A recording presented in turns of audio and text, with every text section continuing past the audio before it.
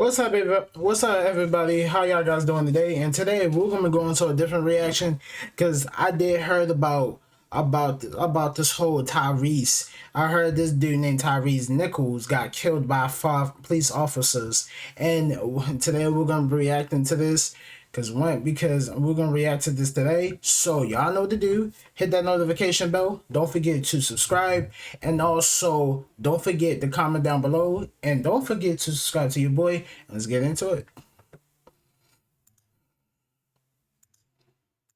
We're going to start, though, with the breaking news we've been following. All five Memphis officers fired for their involvement in the arrest of Tyre Nichols have turned themselves in and are facing now some criminal charges. And this comes as authorities in the city are preparing for the release of body cam footage showing Nichols' arrest. The 29-year-old died just 3 days after a traffic stop. Police pulled him over for what they said was reckless driving, but it escalated into a violent altercation. Now, we have the mugshots of the 5 former Memphis police officers. All of them have been charged with murder. CBS News correspondent Elise Preston knows Memphis well. She is there covering this story for us.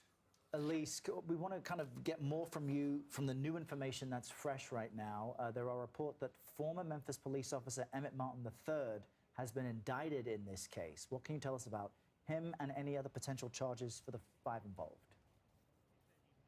Well, we have been seeing these charges, these indictments pop up on the court records right now. We can tell you that at least one of the officers, former officers, Demetrius Haley, he is charged with second-degree murder. The other charges that are popping up for former officer Haley: aggravated assault, aggravated kidnapping, official misconduct, and official oppression. Keep in mind, Errol, that these charges are coming in as we speak. So we're working to confirm exactly what the 5 officers are charged with, if they are facing the same charges. But I can tell you at least one of them is facing second-degree murder, aggravated kidnapping, aggravated assault, official misconduct, and official oppression, Errol. And Elise, how is the community starting to respond to these charges? Well, I can tell you that this has just happened in the last about 10 minutes or so is when these notices started to come. So we haven't seen too much of anything right now. We're in front of the Shelby County Criminal Justice Complex here. 201 Poplar is the address. Everyone knows it very well here in Memphis. I haven't seen too many people showing up outside of media just kind of waiting around to see what's going to happen today. And there was this angst, there was anticipation that some charges might come because the Memphis police chief, she posted on Twitter a video statement late last night around 10:30 Central Time. And it was the first time that we had actually heard from the Memphis police chief. She said that what happened was inhumane. She said what she saw was heinous, and she warned people that they were going to see some video in the coming days that would probably not sit right with them, that it was just a very violent incident that occurred, and that was captured on video. And there are some things, as you spoke with us earlier about, that seem different when it comes to police video of violent encounters and death. There in Memphis specifically, you mentioned the new district attorney who appears to be taking a different tack than we've seen from others in making decisive action before video is even released. Give us some more of that context to understand why this appears to be slightly different than cases we've seen previously, including the fact that the officers involved and the victim, they're all black men. Yeah, this case is incredibly different. It is unprecedented here in Memphis as far as how people are responding. The district attorney that you mentioned, Steve Mulroy, he's been in office about 5 months, and he is a former federal civil rights attorney. He's a former Shelby County commissioner. He has been he's been very vocal in years past about police reform. And so one of his campaign promises was a justice review unit, and part of their responsibility would be to operate independently and investigate police misconduct situations. I asked him on camera a few days ago, is this unit involved in this case? He said absolutely. He said that he brought in 2 attorneys, civil rights attorneys, 2 attorneys to kind of review what was going on, and they were working independently. So they were only reporting to him. They weren't working with other people. So it was an independent investigation by the Justice Review Unit. And so that is what we're seeing come into play. I can also tell you that just a lot of people who typically would be mum in situations here in Memphis, they have been very vocal about what happened. And keep in mind, so many people have not even seen the tape. We've only heard about the tape. We have heard words describe it as violent, as heinous. The Memphis police chief, she called it inhumane. And attorney Ben Crump, who is representing the family, he said that it reminded him, unfortunately, of the 1991 beating of Rodney King by Los Angeles police. Yeah, the police chief, also a black woman, really not standing on the side of her officers there, being very direct that this was inhumane and unacceptable. Yeah. Elise, thank you. Now I want to bring in Kirk Burkhalter. He is a professor of the New York School of Law and director of the 21st Century Policing Project. I'm sure you were just able to hear Elise's report there. What jumps out at you about the charges we're seeing now and what we've seen from Memphis police over the past few days that seems in stark relief to other incidents that have been similar? Good afternoon. So one thing that jumps out is the murder, too, the second-degree murder charge. Quite often we see police officers who are involved in the death of another. When they're charged with some form of reckless or criminally negligent homicide. It's very rare, except for extreme cases, to charge a police officer with murder because of the culpable mental state that's required to prove that crime. In this instance, what goes along with murder, too, is the prosecution will have to prove that the officer acted knowingly, meaning that he knew his actions would have a particular result and acted on those actions, in an attempt to achieve that result. So that's just under intent rather, and premeditation. So that's something that's very interesting.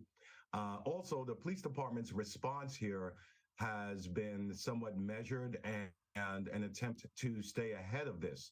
A lot of folks are curious why the video hasn't been released, what's taking so long.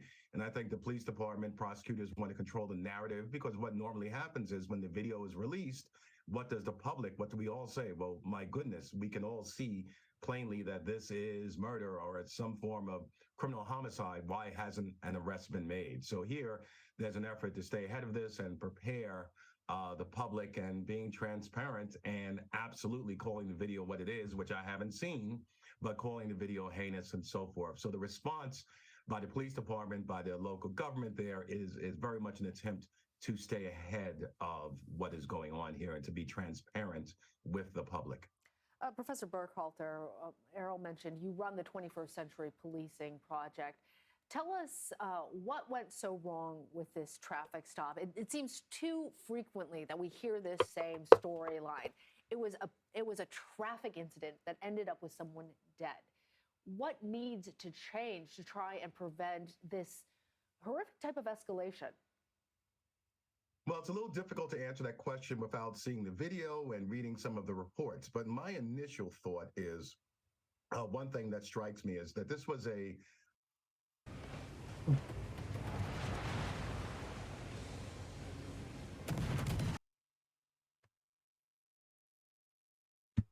reports are that these officers were members of a specialized unit. So it'll be interesting to find out, were they working together, all five of them, or did other officers respond? The reason why this is so important is the issue of supervision. We've seen over and over, and this is a phenomenon of small group psychology, that a pair of people or a single individual reacts very differently than when you put together 4 or 5 folks. There's a phenomenon of small group psychology that takes over. Folks feel a little bit more empowered. They take different actions than they might normally take if there was only one person or 2 officers. And that's why quite often when you put together 4 or 5 police officers, one should require some form of direct supervision. You just don't kind of send police officers out in their own devices. They're not a gang. This is the police department. So that's the first thing that jumps out at me, how these officers were supervised. And then further, folks talk about training.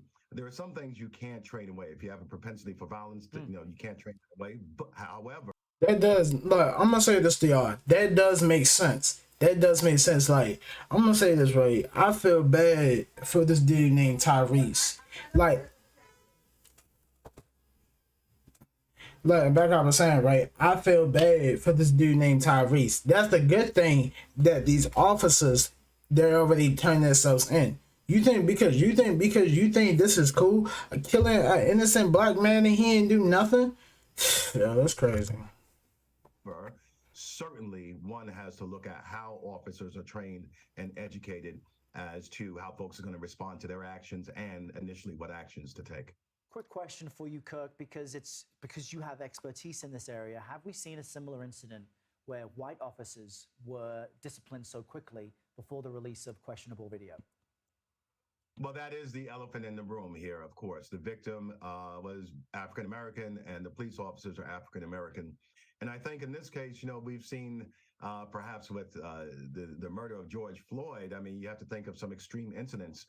However, I think when we have seen an incident this extreme with regards to the violence, we have seen the alleged violence, you know, once again, not having seen the video, but we've seen the authorities react quite quickly. I think it's important for the authorities to react quickly, whether the police officers are black or white. This incident is unfortunately about violence. Now, of course, it could be racially motivated. You know, there's no rule that says one cannot be motivated by race just because they are of the same race of their victim. However, this is about violence. It's about possibly misconduct, violation of civil rights, and so forth. But it'll be interesting to see how that question plays out. Absolutely fascinating, especially your point about small group psychology. All of this brings to mind the responsibility of individual officers to say stop when something is wrong. Professor Kirk Burkhalter, thank you so much. Thank you, Professor. Thank you. This mistake is caught. Look, I'm gonna say this to y'all. Like, I'm not gonna lie to you. I feel bad. I actually feel bad when Tyre Nichols got killed for no reason by 5 police officers that had no goddamn business putting a hand on an innocent person. Yeah, that's messed up. See, this shit is gonna get more worse. And because number one, like the George Floyd, when George Floyd got killed by like 3, 4, like 5 officers, I'm gonna say he did not deserve to get killed. No, the officer should be going to jail, but they gave that man 10 years. Why in the world you get somebody 10 years? 10 years behind bars. Because number one, and you're not gonna give him enough sentence, that shit doesn't add up right. Like, I'm not gonna lie to y'all, but I'm gonna say this. I want to say rest in peace. I want to say rest in peace to Tyre Nichols and to pray for his family, man. That's a sad. And I hope y'all enjoyed this video. Hit the notifications. Don't forget to subscribe, smash the like button, comment down below, and I'll see y'all tomorrow in the next video. Peace.